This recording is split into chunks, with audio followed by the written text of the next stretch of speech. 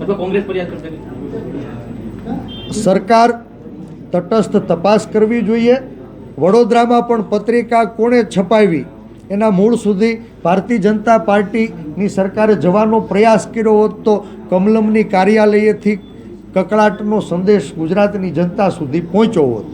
હું પોલીસ વિભાગને પણ વિનંતી કરું છું કે આ પત્રિકા કોણે છપાવી, શું કામે છપાવી, જે સત્ય હકીકતો છે, જેનાથી ગુજરાતનો જન વાકેફ છે, આવી પત્રિકા નામઠામ વગર છપાવવાનો કોઈ મતલબ નથી.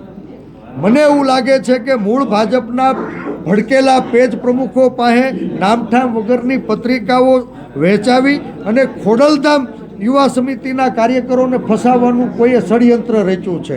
પોતાનું મિશન પાર પાડવા માટે ખોડલધામ અને કોંગ્રેસને બદનામ કરવાનું ષડયંત્ર રચ્યું છે અને આના મૂળ સુધી જવા માટે હું પોલીસ તંત્રને વિનંતી કરું છું.